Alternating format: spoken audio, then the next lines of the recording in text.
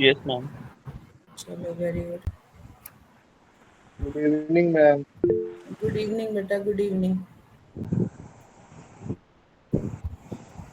तो तुम लोगों ने एविडेंस एक्ट ले रखा है ना अपने पास. आज हम लोग इसकी रीडिंग शुरू करेंगे, राइट?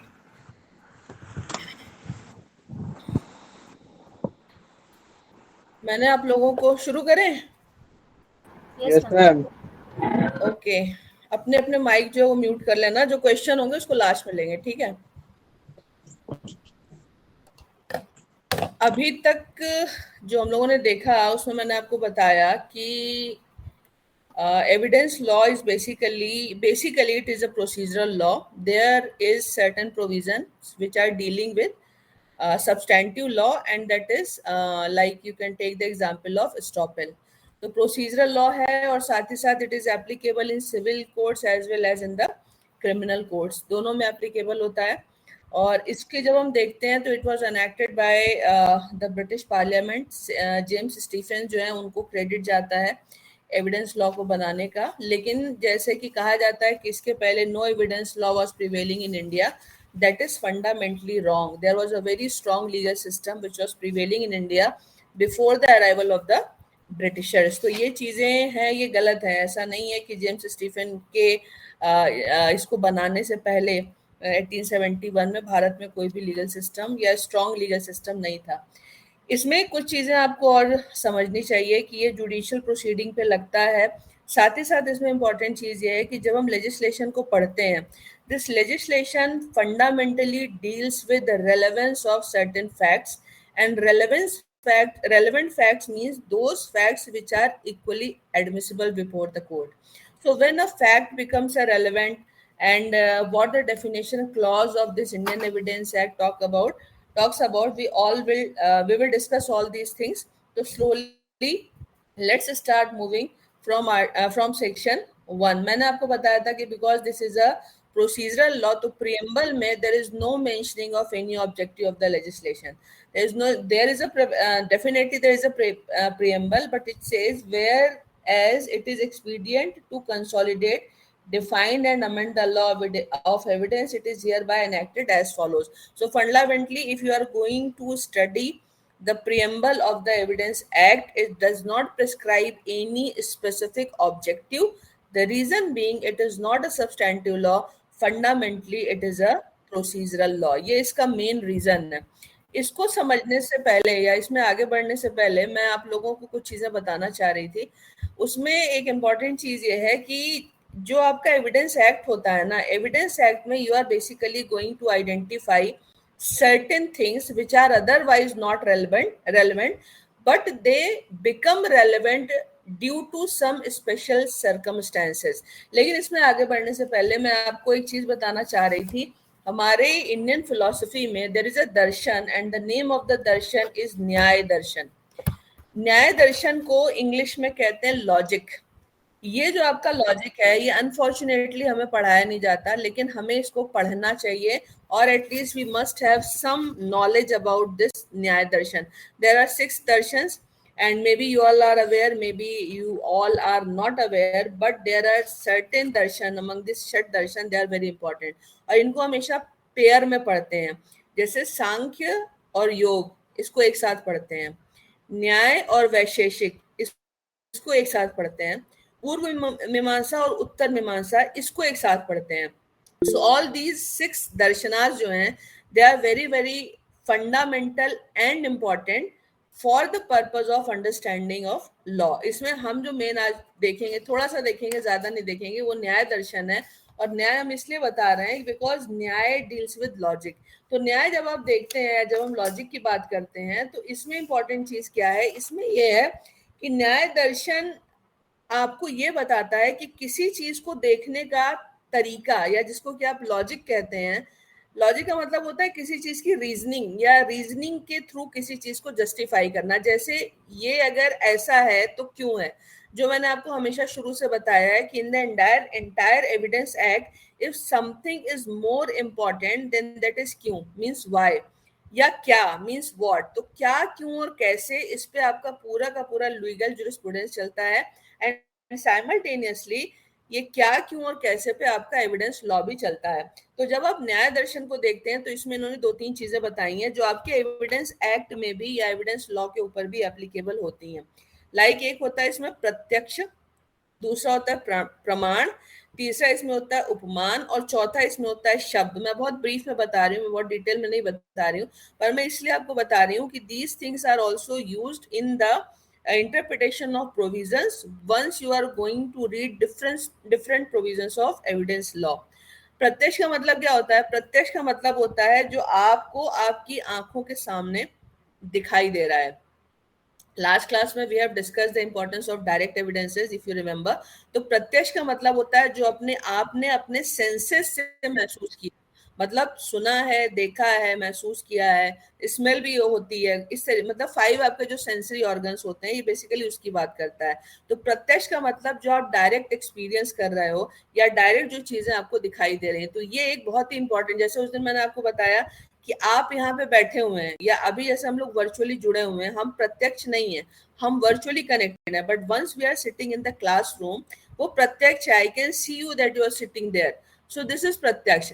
प्रत्यक्ष के साथ साथ आपका जो अनुमान होता है, अनुमान का मतलब ये होता है कि आप अपने प्रीवियस एक्सपीरियंसेस की बेसिस पे कुछ इन्फरेंसेस निकालते हो। जैसे कि मान लीजिए कहीं से आपको अगर धुआं उठता हुआ दिख रहा है ना, तो आपने इन्फ्रेंस क्या निकाला कि यहाँ पे आग लगी होगी। तो एक चीज को देख करके दूसरी चीज के बारे में अनुमान लगाना, जैसे कि कोई आदमी बहुत घबरा करके भाग रहा है, तो अनुमान आप क्या लगा सकते हो? एक प्रोबेबिलिटी ये हो सकती है कि he has committed an offence, दूसरी प्रोबेबिलिटी ये भी हो सकती है कि उसके अगेंस्ट में कोई ऑफेंस क्रिएट किया गया हो, या उसको कोई दौड़ा रहा है या मारने के लिए या किसी और तरीके से वो पैनिक होकर के भाग रहा है। तो प्रत्यक्ष के साथ साथ जो दूसरा आपका अनुमान है ना, अनुमान में आप क्या करते हो, एक चीज की बेसिस पे दूसरे चीज के बारे में आप एक अनुमान या गेस या इन्फरेंस निकालते हो कि ये ऐसा है तो इसका मतलब इसलिए ऐसा हुआ होगा। इसको हम लोग आगे पढ़ेंगे जब हम section 8 of the Indian evidence act देखेंगे। तीसरा इसमें होता है उपमान। उपमान का मतलब क्या होता है? उपमान का मतलब ये होता है कि जैसे क्या होता है कि जैसे मान लीजिए आपने जंगल में कोई फल देखा और आपको लगता है कि ये फल है कि ये क्या है, या मान लीजिए आपने कोई जानवर देखा। उपमान में आप क्या करते हो ना, एक कंपैरिजन करते हो। कंपैरिजन कैसे करते हैं? जैसे कोई जानवर है, ये पक्षी है, ये अगर जानवर है तो ये बिल्ली की कैटेगरी का है, ये शेर जैसा लगता है, ये कुत्ते जैसा लगता है। Exactly you are not able to identify कि वो कैसा है या वो क्या है, मतलब क्या है, ये you are not aware about that. But what you are basically trying to do, you are trying to compare. Compare आप किससे करते हो? जिसको कि आप जानते हो, और कंपेयर करके आप क्या आइडेंटिफाई करने की कोशिश करते हो कि इसमें इसके इतने कैरेक्टरिस्टिक हैं इसलिए ऐसा है। जैसे कि एक जानवर आपने देखा और आपने बोला कि ये शेर जैसा दिखता है तो यह शेर की प्रजाति का है, या ये बिल्ली जैसा दिखता है तो ये बिल्ली की प्रजाति का है। It means I am just going to give you an example. तो उपमान का मतलब क्या होता है? उपमान का मतलब ये होता है कि आपने किसी एक पर्टिकुलर चीज के बारे में आपको आइडिया नहीं है, लेकिन जो आपको नॉलेज है ना, उसकी बेसिस पे आप कंपेयर करके इन्फरेंस निकालते हो कि ये क्या चीज है। और चौथा इसमें बड़ा इंपॉर्टेंट होता है शब्द। शब्द का मतलब क्या होता है? शब्द का मतलब ये होता है कि everything, because suppose a life span of any individual is, suppose करिए 60, 50, 40 जितना भी हो सकता है। अब इसमें क्या हो सकता है, in one life is not enough to learn and understand everything. जैसे मान लीजिए आपने लॉ पढ़ा, आप लॉ आपका स्पेशलाइज फील्ड हो गया, या मान लीजिए आपने हिस्ट्री पढ़ा है, लेकिन हो सकता है आपको साइंस का नॉलेज ना हो, आपको इकोनॉमिक्स का नॉलेज ना हो। तो आप क्या करते हैं, आप अपने जीवन में कुछ लिमिटेड नॉलेज तक ही सीमित रहते हैं। इसीलिए जब आप स्पेशलाइज्ड होते हैं तो आप एक पर्टिकुलर फील्ड में स्पेशलाइज होते हैं। शब्द का मतलब क्या होता है? शब्द का मतलब ये होता है कि हमारे पूर्वजों के समय से जो चीजें चलती चली आ रही हैं, हम उस पर बिलीव करते हैं क्योंकि हम मानते हैं कि वो ऑथेंटिक है, और ऑथेंटिक होने के साथ साथ वो इस्टेब्लिश्ड भी हैं। और जैसे कि मान लीजिए हम बचपन से हमें एक चीज बताई जाती है जो सदियों से चली आ रही है, क्या? कि हमें सच बोलना चाहिए। हमारा जो बिहेवियर है या जो हमारा कंडक्ट है उससे किसी को तकलीफ नहीं होनी चाहिए। ये क्या है? ये शब्द हैं जो सदियों से one generation to another generation to another generation pass on हो रहे हैं। या इसको अगर मॉडर्न सेंस में आप बोलेंगे तो आप ये बोल सकते हैं कि शब्द में किसी ज्यूरिस्ट के जो स्टैब्लिश है उसका थॉट हो सकता है, कोई ऐसी चीज हो सकती है जो बहुत पुराने समय से चली आ रही है, और चली आने का मतलब है कि अगर कोई चीज बहुत पुराने समय से उसी तरीके से फॉलो हो रही है तो इसका मतलब है कि वो कहीं ना कहीं स्टैब्लिश हो चुकी है। तो ये सारी जो चीजें, जैसे आप इसमें जब एक्सपर्ट ओपिनियन देखते हैं ना, तो एक्सपर्ट ओपिनियन में भी इसका आप कहीं ना कहीं इन्फ्लुएंस ले सकते हो, जो कि मैं यहाँ पे शब्द की बात कर रही हूँ कि किसी ने किसी चीज को स्टैब्लिश किया कि this is something which is a reliable science, तो आपने उसको ऑथेंटिकेट कर दिया कि हाँ ये ऐसा ही है। तो अब आप क्या करोगे, अब जब भी कोई क्राइम सीन होगा तो आप उस टेक्नोलॉजी को जब वहां पे यूज करोगे तो आप ये बिलीव करोगे कि इसकी जो फाइंडिंग है ना वो ऑथेंटिक है। तो शब्द जो होते हैं वो मॉडर्न कॉन्टेक्स्ट में उसका जो मीनिंग है वो चेंज भी हो सकता है, लेकिन शब्द का मतलब ये होता है जो काफी समय से चला आ रहा है और जिसने अपनी ऑथेंटिसिटी को इस्टेब्लिश कर दिया है। तो ये जो आपके न्याय दर्शन यानी जो लॉजिक है, इसमें कुछ कुछ चीजें हैं जिसके बारे में हमें जानना चाहिए, क्योंकि हम इन चीजों के थ्रू इस बात का अनुमान लगा सकते हैं कि कोई चीज कब क्यों और कैसे होती है। क्योंकि आपका जो इंडियन एविडेंस एक्ट है ना, मैंने आपको बताया था कि Indian evidence act depends upon direct evidences and it also depends upon the circumstantial evidences. तो सर्कमस्टेंशियल एविडेंसेस, डायरेक्ट एविडेंस तो हुआ जिसने डायरेक्ट देखा। सर्कमस्टेंशियल एविडेंसेस में आप क्या करते हो, you are trying to connect the link, और लिंक को कनेक्ट कर करके आप क्या करते हो, आप पूरी की पूरी एक क्राइम चेन को कंप्लीट करते हो। और क्रिमिनल इन्वेस्टिगेशन क्या है, criminal investigation is all about linking all these scattered chains which are very important and crucial to ascertain that whether a particular person is guilty or not। तो ये पूरा का पूरा जो चेन को कंप्लीट करने का काम होता है, ये इन्वेस्टिगेटिंग एजेंसीज फंडामेंटली करती हैं। और एविडेंस एक्ट में आप इसी को देखते हो कि इसको कैसे स्टैब्लिश किया जाता है।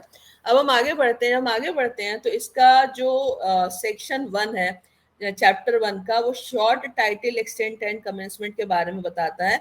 तो ये एक प्रोसीजरल लॉ है, और इसमें एक इम्पॉर्टेंट चीज ये होती है कि कहाँ कहाँ पे लगता है। तो मैंने आपको बताया कि जो प्योर जुडिशियल प्रोसीडिंग्स होती हैं उसमें ये इन टोटो एप्लीकेबल होता है, like the matters pending before the civil court and pending before the magisterial court. लेकिन जो क्वासी जुडिशियल बॉडीज होती हैं ना, वहां पे ये एब्सोल्युटली एप्लीकेबल नहीं होता। तो इसको जब आप पढ़ते हैं तो आप देखिए क्या कह रहा है, ये कह रहे हैं it extend to the whole of India.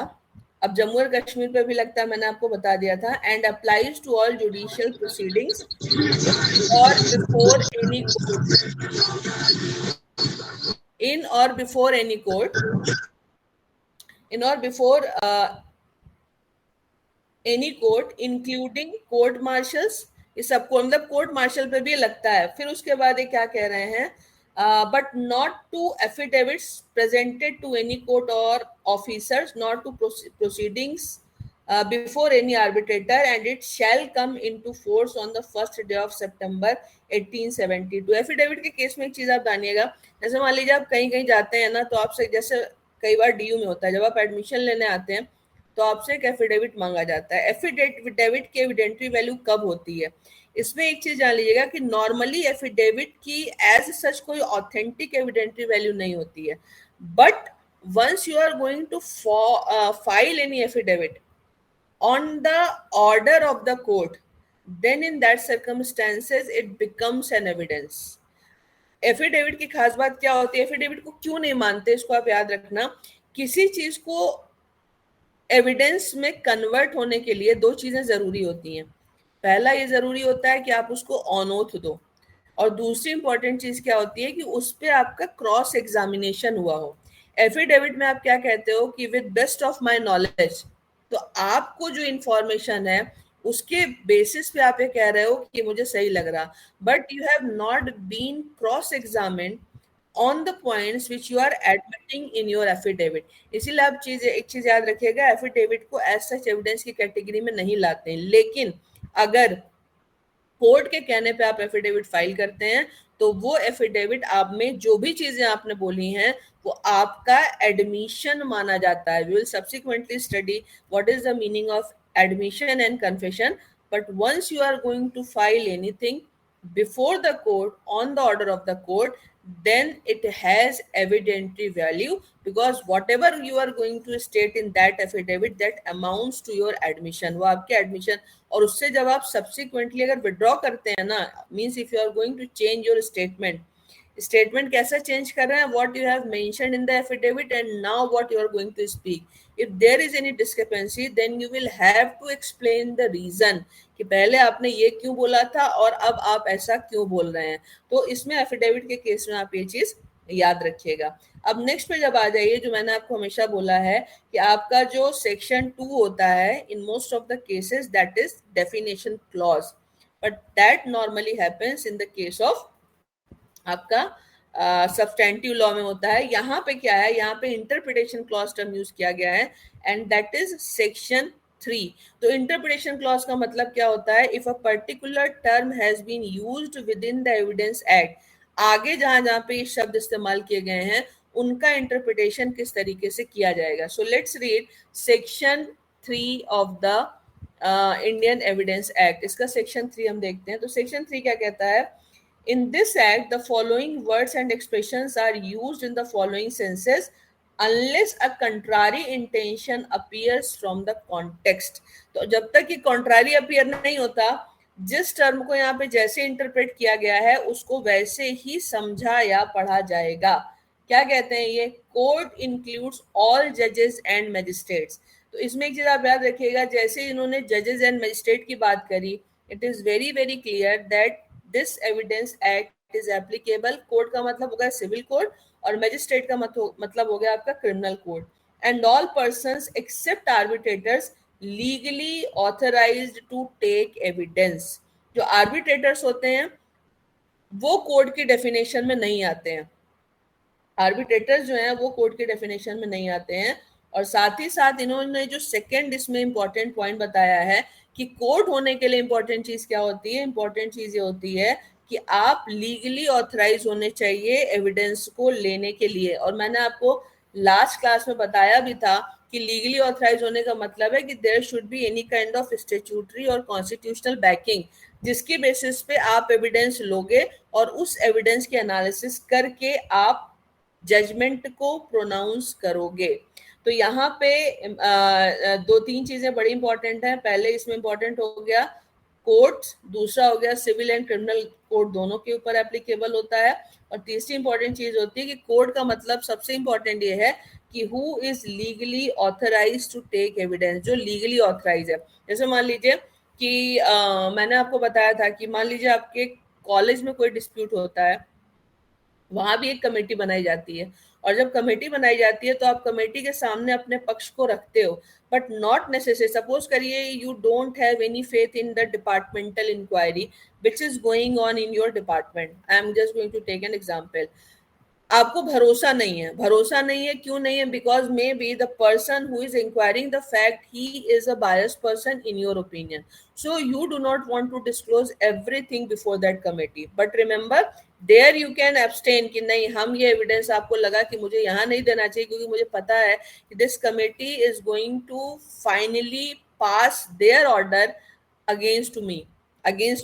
तो अगर मेरे अगेंस्ट में ऑर्डर पास कर रहे हैं तो why I should disclose all the evidences before this committee, मैं यहाँ नहीं दूंगा। But remember once before the court the trial is going on, आपको सारे एविडेंसेस देने पड़ेंगे, और अगर आप नहीं देते हैं then in the rarest of the rare case subsequently they allow you to put any new evidence।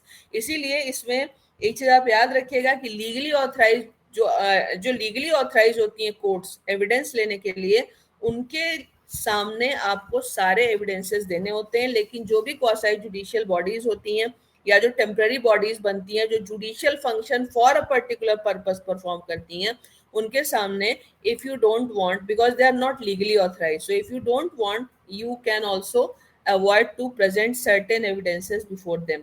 एक इसमें और चीज याद रखिएगा जो सेक्शन 1 में छूट गई, जुडिशियल प्रोसीडिंग। तो जुडिशियल प्रोसीडिंग का मतलब क्या होता है, इसमें एक चीज आप इसमें ये जो आपका दिया गया है, ये दिया गया है section 2 sub clause 11 of CrPC. Last class में मैंने आपको बताया था section 2 sub clause 11 of CrPC में जुडिशियल प्रोसीडिंग को डिफाइन किया गया है, और इसका मतलब होता है any proceeding under an to take evidence from both sides. तो जुडिशियल प्रोसीडिंग का मतलब होता है the proceeding going on before the court, court के सामने प्रोसीडिंग चल रही है और उस प्रोसीडिंग में जुडिशियल प्रोसीडिंग कहाँ डिफाइंड है, it is defined under section 2 sub clause 11 of CRPC। इसमें एक चीज ये भी याद रखिएगा कि जो एडमिनिस्ट्रेटिव प्रोसीडिंग्स होती हैं, because they are not judicial in nature, जो मैंने अभी आपको जैसे कि बताया, तो इस कारण से ये जो है आपकी जो एडमिनिस्ट्रेटिव प्रोसीडिंग है ये जुडिशियल प्रोसीडिंग की कैटेगरी में लाई नहीं करती, यानी एडमिनिस्ट्रेटिव प्रोसीडिंग जो होती हैं वो जुडिशियल प्रोसीडिंग या जुडिशियल नेचर की प्रोसीडिंग नहीं होती हैं। तो ये आपका डेफिनेशन आपको समझ में आ गया, कोर्ट की डेफिनेशन समझ में आ गई, जुडिशियल प्रोसीडिंग आपको समझ में आ गई। तीसरा इसमें जो इम्पोर्टेंट है तो होता है वो है the interpretation of the term fact. Fact का मतलब क्या होता है, फैक्ट का मतलब क्या होता है ना, जो चीज जैसी है उसको वैसी ही समझना।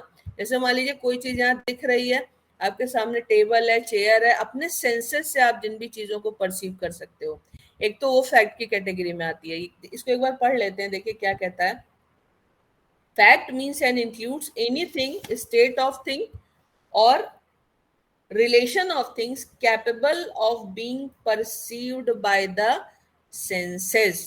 तो आपको पता है कि आपके 5 सेंसरी ऑर्गन्स होते हैं, इन 5 सेंसरी ऑर्गन्स से आप जो भी इंफॉर्मेशन परसीव कर रहे हो, यानी जैसे कि जो चीज आपको दिख रही है, अभी आप मुझे सुन रहे हो, ये भी एक फैक्ट है, और वैसे ही सुन रहे हो जैसे कि मैं बोल रही हूँ। इसमें एक चीज आप याद रखना, जो मैं बोल रही हूँ और आप सुन रहे हो वो एक फैक्ट है, लेकिन जो आप समझ रहे हो वो एक अलग तरीके का फैक्ट है जिसको कि साइकोलॉजिकल फैक्ट कहते हैं।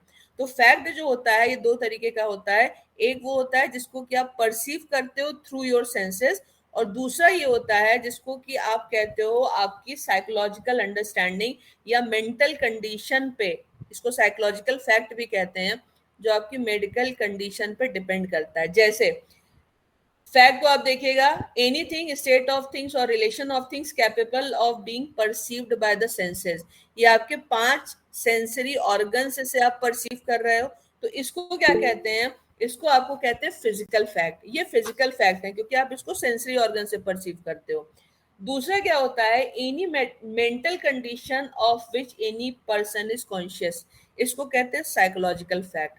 तो फैक्ट को आप 2 कैटेगरी में फर्दर डिवाइड कर सकते हो, एक होता है आपका फिजिकल फैक्ट और दूसरा होता है आपका साइकोलॉजिकल फैक्ट। जैसे एक कमरे में आप घुसे, वहां पे सोफा सेट है, अलमीरा है, बुक शेल्फ है, बुक शेल्फ में बुक एक पर्टिकुलर ऑर्डर में रखी गई है, ये सारे के सारे फिजिकल फैक्ट्स हैं।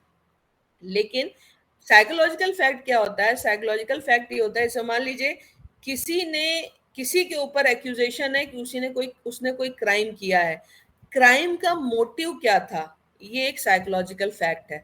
तो साइकोलॉजिकल फैक्ट वो फैक्ट्स बेसिकली होते हैं जो सिर्फ करने वाला जानता है, बाहर से जो व्यक्ति है ना वो उसके बारे में सिर्फ एक इन्फरेंस निकाल रहा है कि इसने इसलिए किया है।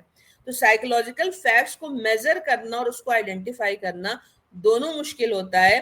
तो फिजिकल फैक्ट जो होते हैं वो सबके लिए सेम होते हैं, लेकिन जो साइकोलॉजिकल फैक्ट होते हैं ना वो सबके लिए अलग अलग होते हैं। जैसे एक पर्टिकुलर बात को, जैसे अभी मैं ये लेक्चर ले रही हूँ, तो अगर आप यहाँ पे अगर आप जितने भी लोग हैं ना, हर व्यक्ति इसी एक लेक्चर को उतने तरीके से समझ सकता है जितने यहाँ पे टोटल नंबर ऑफ लोग हैं। यानी 72 लोग अगर हैं, 72 हैं, तो 72 लोग इसको अलग अलग 72 तरीके से समझ सकते हैं। कैसे समझेंगे, based upon their psychological understanding, या उनकी जो मेंटल स्ट्रेंथ होती है, या उनकी जो साइकोलॉजिकल अंडरस्टैंडिंग होती है, या किसी चीज को लेकर के उनका जो मेंटल स्टेट ऑफ माइंड होता है, उन चीजों की बेसिस पे वो किसी चीज को समझते हैं। तो फैक्ट को हमेशा याद रखिएगा, फैक्ट में दोनों फैक्ट इंपॉर्टेंट होते हैं, physical fact is important as well as psychological fact is important. जैसे इसका जब हम इलस्ट्रेशन देखते हैं तो इसमें क्या कह रहे हैं, there are certain objects arranged in a certain order in a certain place is a fact। कुछ ऑब्जेक्ट्स हैं जो अरेंज है पर्टिकुलर ऑर्डर में, ये एक फैक्ट है। कौन सा फैक्ट है, आप इसको देख रहे हो कि पर्टिकुलर ऑर्डर में अरेंज है, तो ये आपका सेंसेस काम कर रहा है। जैसे मान लीजिए किसी रूम में 10 किताबें हैं, तो 100 व्यक्ति भी देखेंगे ना तो सबको 10 ही किताबें दिखेंगी, किसी को 11 नहीं दिखेंगी। तो ये क्या है, ये फिजिकल फैक्ट है, चूंकि सेंसरी ऑर्गन्स पे बेस्ड होता है, इसलिए ये जैसा होता है ये वैसा ही दिखता है। तो ये सेंसरी ऑर्गन पे बेस्ड है, इसलिए फिजिकल फैक्ट है। दैट अ मैन हर्ड और saw something is a fact. जो मैं बोल रही हूँ वो आप सबको एक जैसा सुनाई दे रहा है। चूंकि सबको एक जैसा सुनाई दे रहा है तो ये एक फिजिकल फैक्ट है। क्यों? क्योंकि आपका जो सेंसरी ऑर्गन इन्वॉल्व है इसमें, वो आपका ईयर्स यानी आपका कान है। तो सबको एक जैसा सुनाई देगा, ये एक फिजिकल फैक्ट है। That a man said certain words is a fact. जो आदमी जो बोलता है, सुनने वाला उसको सुनता वैसे ही है, लेकिन उसका इंटरप्रिटेशन वो अलग अलग कर सकता है। यानी साइकोलॉजिकल फैक्ट तो डिफर कर सकते हैं, लेकिन आपका जो सेंसरी ऑर्गन है उसको वो वही सुन रहा है जो सामने वाला बोल रहा है। तो जब आप सेंसरी ऑर्गन से किसी चीज को परसीव करते हो तो हर आदमी उसको वैसे ही परसीव करेगा जैसे कि वो है, इसलिए वो फिजिकल फैक्ट की कंडीशन में आता है। लेकिन जैसे इसका फोर्थ एग्जाम्पल है, that a man holds a certain opinion, has a certain intention, acts in good faith, specified time conscious of a particular sensation is a fact. अब इसमें क्या है, अब आप ये देखिए, that a man hold a certain opinion. Opinion क्या है? ओपिनियन होती है जो आपका साइकोलॉजिकल फैक्ट है। मान लीजिए एक व्यक्ति है, एक व्यक्ति के बारे में, जैसे मान लीजिए आपके क्लास में 100 बच्चे हैं, तो 100 बच्चों में हर एक बच्चे के बारे में बाकी 99 लोगों की अपनी एक ओपिनियन हो सकती है। तो ये क्या है? ओपिनियन आपका एक साइकोलॉजिकल फैक्ट है। जो साइकोलॉजिकल फैक्ट होता है ना, वो पर्सनलाइज्ड होता है, लेकिन जो आपका फिजिकल फैक्ट होता है वो पर्सनलाइज नहीं होता, क्योंकि सबको वो एक जैसा दिखता है। तो ओपिनियन क्या हुई? ओपिनियन हो गया आपका साइकोलॉजिकल फैक्ट। गुड फेथ, इस चीज को आप मेजर नहीं कर सकते। मेरा, जैसे आपने बोला कि मैंने गुड फेथ में एडवाइस दिया था, हो सकता है आपका फेथ, आप जो बोल रहे हैं वो आप सच बोल रहे हैं, आप झूठ बोल रहे हैं, आपने फैक्ट्स को कितना मैनिपुलेट किया है ये आप, ये सिर्फ और सिर्फ आप जानते हैं। तो जो भी ये जो आपके ओपिनियन है ना, या जो आपका गुड फेथ यहाँ पे जो टर्म यूज किया गया है ना, पर्सनलाइज्ड है। तो ये क्या हो गया? ये साइकोलॉजिकल फैक्ट हो गया। या फिर जैसे इसमें इन्होंने बोला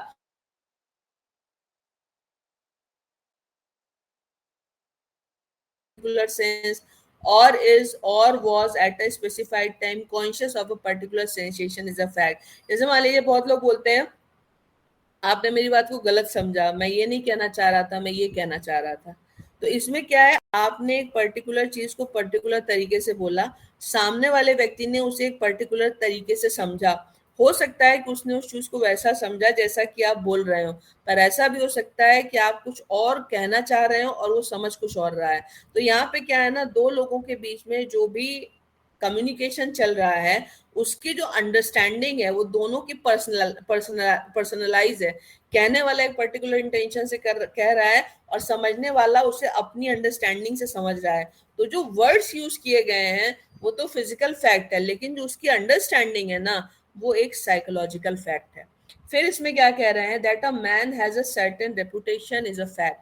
हो सकता है कोई अपने आप को बहुत रिप्यूटेड समझता हो, पर सामने वाले की नजर में उसकी रेपुटेशन ना हो। या हो सकता है कि आपकी नजर में किसी की रेपुटेशन नहीं है, लेकिन बाकी लोगों की नजर में उसकी बहुत रेपुटेशन हो। तो ये क्या है, ये दोबारा this is something which differs from person to person. क्यों? क्योंकि ये पर्सनलाइज्ड है। तो ये इसको फिर से आप क्या कह सकते हो कि जो रेपुटेशन का इन्होंने एग्जाम्पल दिया है, it is again an example of psychological fact. तो इसमें हमेशा याद रखिए, क्योंकि कई बार आपके एग्जाम वगैरह में ना इलिस्ट्रेशंस आते हैं जिसमें आपसे पूछा जाता है कि ये आपका फिजिकल फैक्ट है कि साइकोलॉजिकल फैक्ट है। तो फिजिकल फैक्ट में हमेशा आप याद रखिएगा कि पहले तो सेंसरी ऑर्गन्स का इन्वॉल्वमेंट होगा, और दूसरी इसमें इंपॉर्टेंट चीज ये होती है कि फिजिकल फैक्ट्स को हर आदमी वैसे ही सुनता देखता है जैसे कि वो हैं, लेकिन जो साइकोलॉजिकल फैक्ट है वो आपकी समझ पे डिपेंड करता है, वो पर्सनलाइज होता है, वो आपका इंटेंशन हो सकता है, वो आपका मोटिव हो सकता है। ये सारी की सारी चीजें जो हैं वो आपकी साइकोलॉजिकल फैक्ट्स में आती हैं। तो ये आपका हो गया सेक्शन 3 का, जो मैंने हम लोगों ने दूसरा पार्ट पढ़ा, दैट इज फैक्ट। अब इसमें जो थर्ड इम्पोर्टेंट पार्ट है वो है आपका रेलेवेंट। रेलेवेंसी जो है ये बहुत ही इम्पोर्टेंट है। रेलेवेंट होने का एक्चुअल में क्या मतलब, फैक्ट जो है वो रेलेवेंट हो जाता है। आपका पूरा का पूरा जो एविडेंस एक्ट है ना, वो बेसिकली रेलेवेंसी पे ही चलता है। और रेलेवेंसी पे चलने का मतलब क्या होता है? रेलेवेंसी पे चलने का मतलब ये होता है कि कब आप मानेंगे कि कोई फैक्ट रेलेवेंट है या कोई फैक्ट रेलेवेंट नहीं है। इसमें एक चीज आप याद रखिएगा कि आपका जो रेलेवेंट फैक्ट है वही एडमिसिबल माना जाता है। जो इररेलेवेंट फैक्ट्स होते हैं ना, जैसे आप लोगों ने देखा कल मैं एक मूवी देख रही थी, आप लोग का मन करेगा आप उसको देखना। उसमें साइकोलॉजिकल फैक्ट को कितने अच्छे से एक्सप्रेस किया गया है। Mrs Chatterjee versus Norway case आप देखना, वो एक ट्रायल है। उस ट्रायल को देख करके भी आप बहुत सारी चीजें समझ सकते हो। जैसे आपने देखा ना, कई बार इररेलेवेंट क्वेश्चन पूछे जाते हैं, तो जो अपोजिट पार्टी होती है ना, वो ऑब्जेक्शन उठाती है कि ऑब्जेक्शन मे लॉर्ड। ऑब्जेक्शन किस बात पे है? कि जो क्वेश्चन पूछा जा रहा है दैट क्वेश्चन इज इररेलेवेंट। तो अब मैजिस्ट्रेट के ऊपर है कि वो ऑब्जेक्शन को सस्टेन करता है कि नहीं करता है। इसलिए आपने कई केसेस में देखा होगा कि जब ऑब्जेक्शन उठाया जाता है तो मैजिस्ट्रेट क्या कहता है? Objection sustain. तो यहाँ पे क्या होता है? आपने ऑब्जेक्शन उठाया, ऑब्जेक्शन आपने इस बेसिस पे उठाया कि इररेलेवेंट क्वेश्चन पूछा जा रहा है।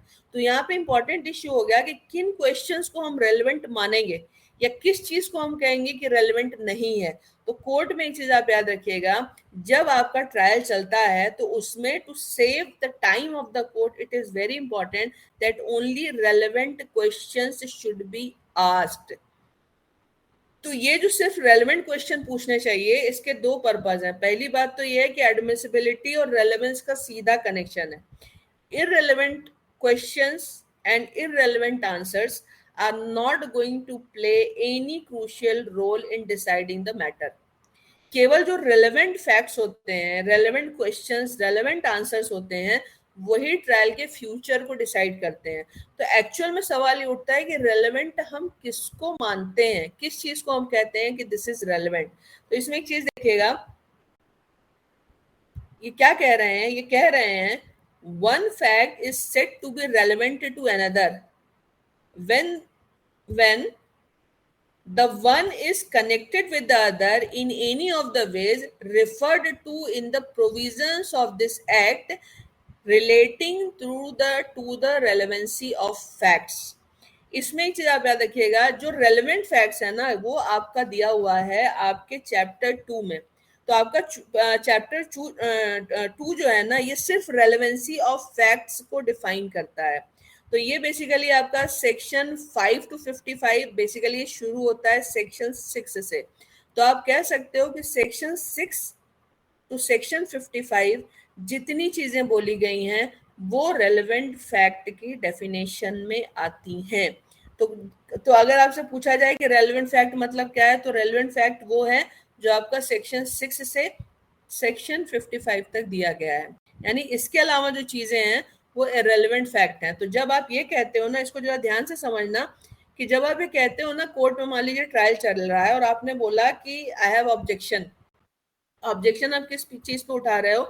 कि जो क्वेश्चन पूछा जा रहा है ना वो इररेलेवेंट है। तो जो पार्टी वो क्वेश्चन पूछ रही है ना, वो कहती है कि नहीं दिस क्वेश्चन इज रेलेवेंट। जब उन्होंने बोला कि दिस इज रेलेवेंट, तो आइडियली क्या होना चाहिए? That should fall somewhere in any of the provision prescribed from section 6 to section 55 of Indian evidence act. 6 से 55 के बीच में वो क्वेश्चन कहीं ना कहीं आना चाहिए। अगर वो 6 से 55 के बीच में नहीं आता है तो आप उसको मान सकते हो कि वो एक इररेलेवेंट क्वेश्चन है, और तब जो आपका ऑब्जेक्शन होता है ना, वो ऑब्जेक्शन आपका सस्टेन होता है।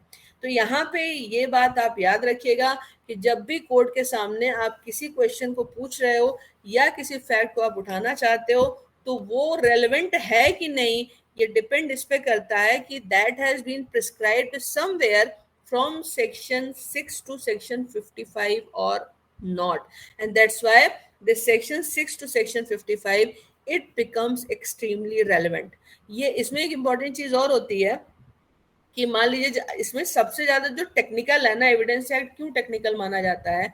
एविडेंस एक्ट इसलिए टेक्निकल होता है कि हर स्थिति में आपको उस फैक्ट को जिसको कि आप रेलेवेंट मानना चाहते हो अपने केस में, उसे आपको 6 से 55 के बीच में कहीं ना कहीं लाना होगा।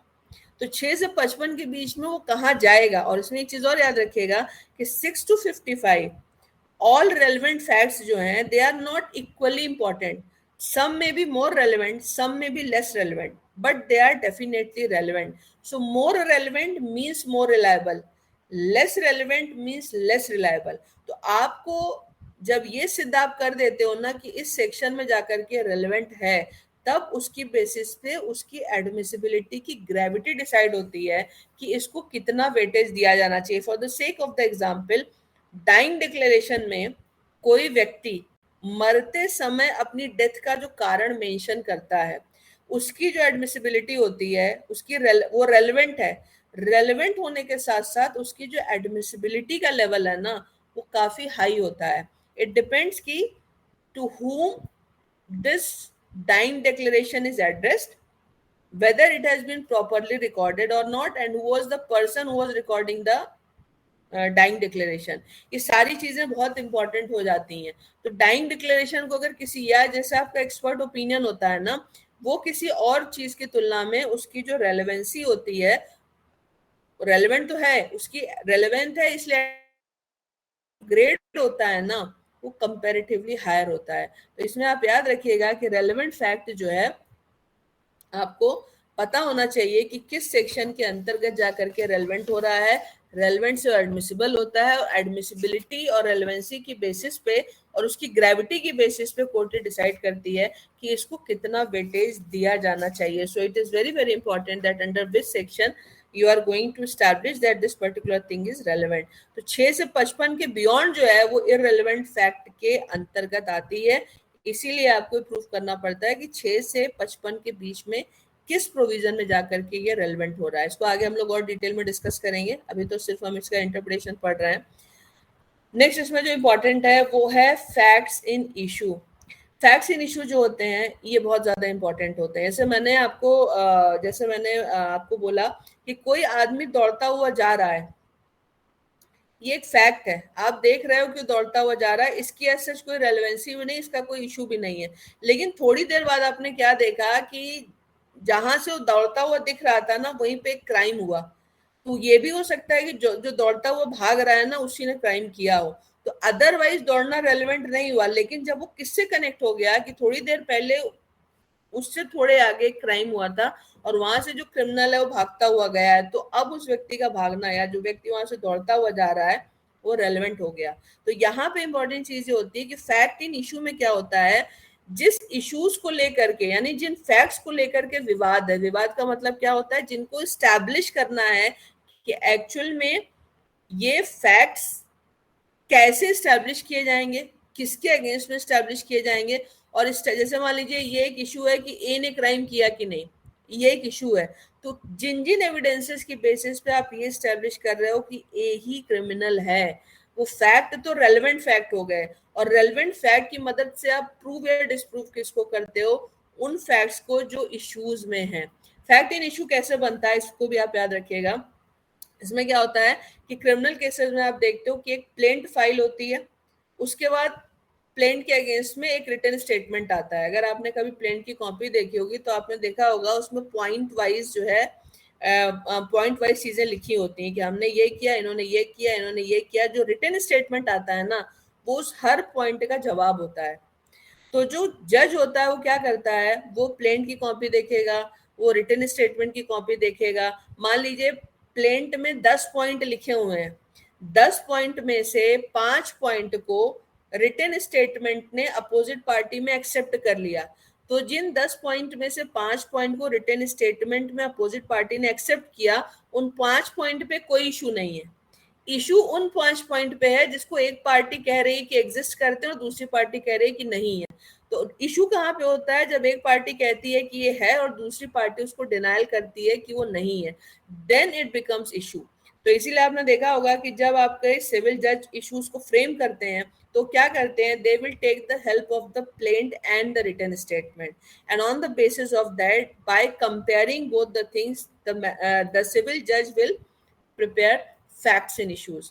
तो फैक्ट्स इन इश्यूज को प्रिपेयर किया जाता है. क्रिमिनल केसेस में इस तरीके से क्या होता है, क्रिमिनल केसेस में की कॉपी, पहले क्रिमिनल केस कैसे शुरू होता है, एक क्राइम हुआ, क्राइम को रिपोर्ट किया गया जिसको क्या फर्स्ट इंफॉर्मेशन रिपोर्ट कहते हैं.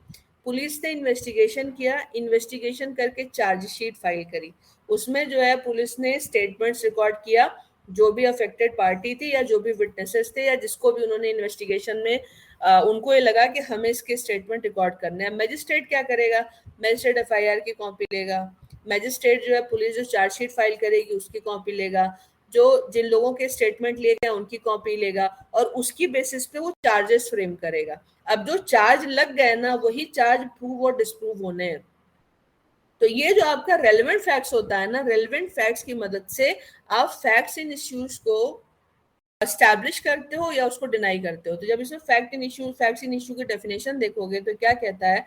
The expression facts in issue means and includes any fact from which either by itself or in connection with other facts the existence, non-existence, nature or extent of any right, liability or disability asserted or denied in any suit or proceeding necessarily follows।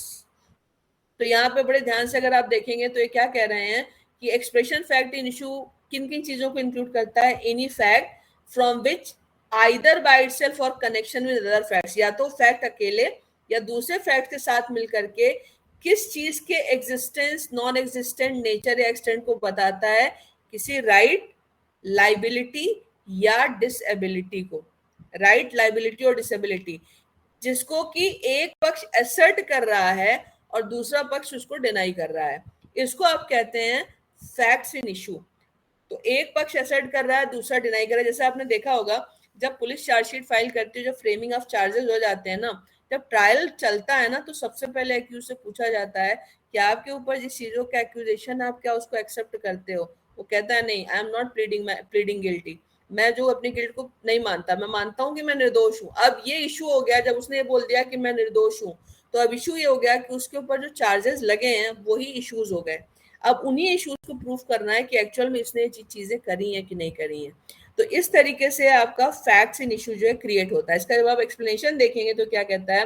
When ever under the provisions of the law or for the time being in force relating to civil proceeding, any court records an issue of fact, the fact to be asserted or denied in the answer to such issue is a fact in issue। जो मैंने आपको अभी बताया कि एक party जिस चीज को असर्ट करती है और दूसरी पार्टी उसको डिनाई करती है, वही अल्टीमेटली जा करके आपका फैक्ट्स इन इशू बनता है। इसको आप एग्जाम्पल या इलस्ट्रेशन से समझ सकते हो। A is accused of the murder of B. A के ऊपर एक्यूजेशन क्या है कि उसने बी का मर्डर किया। अब इसमें फैक्ट्स इन इशू कौन कौन से हो गए? जब ट्रायल चलेगा तो पहला इशू हो गया कि दैट ए कॉज बीज डेथ, कि ए ने बी को मारा है, पहला इशू ये हो गया। दूसरा क्या हो गया कि A intended to cause B death. जैसे आपने देखा जब आप कोर्ट में कल को प्रैक्टिस करोगे ना और आपके पास कोई मर्डर केस आता है, तो पहले जो एडवोकेट होता है ना, आपका जो डिफेंस लॉयर होता है, वो क्या करने की कोशिश, सिद्ध करने की कोशिश करता है कि जो एक्यूज है ना उसने ये क्राइम किया ही नहीं है।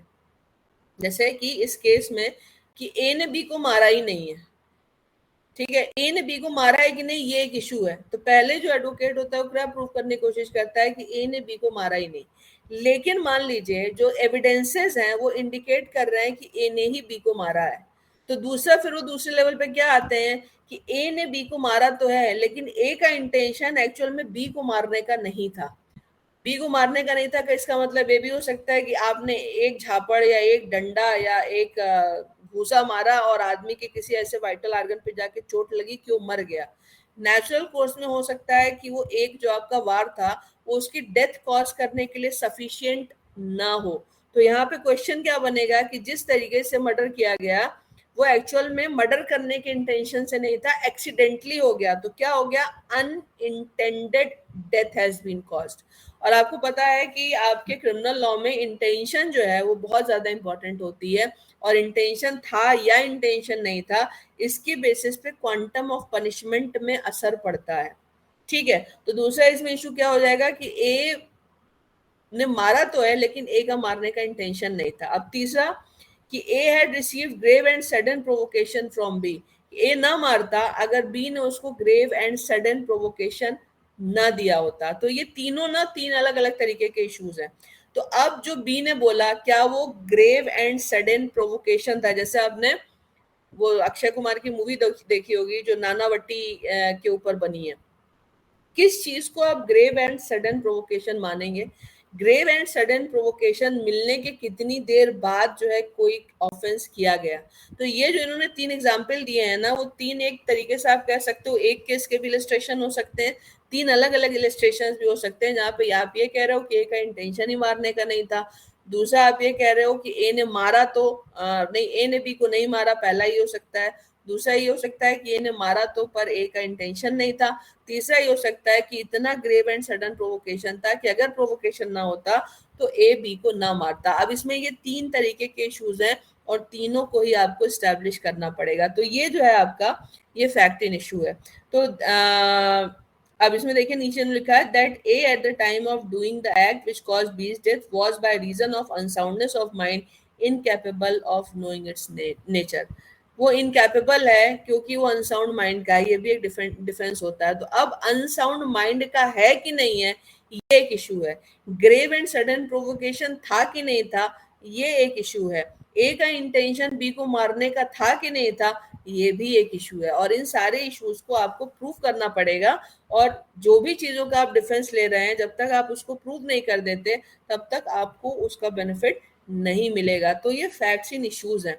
आपका जो एविडेंस एक्ट जो है मेनली चलता है वो इन्हीं फैक्ट्स इन इश्यूज के चारों तरफ घूमता है, क्योंकि with the help of certain evidences you are going to establish certain things which are issues in a particular case, उसको आप एस्टैब्लिश करते हो। जैसे यहाँ पे आपने अलग अलग फैक्ट्स के थ्रू जो कि रेलिवेंट होना चाहिए, आपने ये स्टैब्लिश किया कि ए ने बी की डेथ ही नहीं कॉज करी, या ये स्टैब्लिश किया कि ए का इंटेंशन बी को मारने का था ही नहीं, या ये स्टैब्लिश किया कि ग्रेव एंड सडन प्रोवोकेशन इतना था कि प्रोवोकेट हो करके ए ने बी को मार दिया।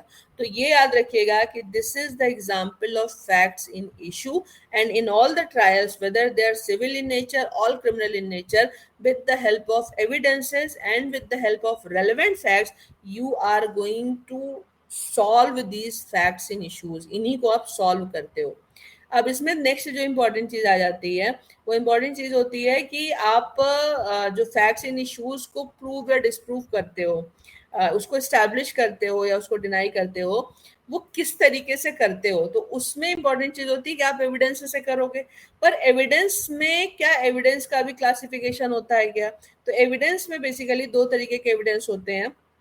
एक तो आपका होता है कि ओरल एविडेंस, और दूसरा होता है आपका डॉक्यूमेंट्री एविडेंस। तो डॉक्यूमेंट्री एविडेंस का मतलब, ओरल का मतलब pure verbal which has not been documented, besides oral whatever can be documented in any form। Document का मतलब ये होता है कि अब वो परमानेंट फॉर्म में कन्वर्ट हो गया। जैसे मान लीजिए ये ओरल है, अगर आपने इसको रिकॉर्ड कर लिया तो रिकॉर्डिंग परमानेंट है, लेकिन अगर रिकॉर्डिंग नहीं है तो ये स्टेटमेंट सिर्फ ओरल है। तो डॉक्यूमेंट क्या होता है? डॉक्यूमेंट का मतलब होता है कोई एक ऐसी चीज जिसको कि आपने एक परमानेंट फॉर्म में कन्वर्ट कर दिया। तो डॉक्यूमेंट्री एविडेंसेस जो होते हैं वो भी रेलेवेंट होते हैं, पर डॉक्यूमेंट हम किसको मानते हैं, किसको हम कहेंगे कि डॉक्यूमेंट है, यहाँ पे दिया हुआ है। क्या कह रहा है?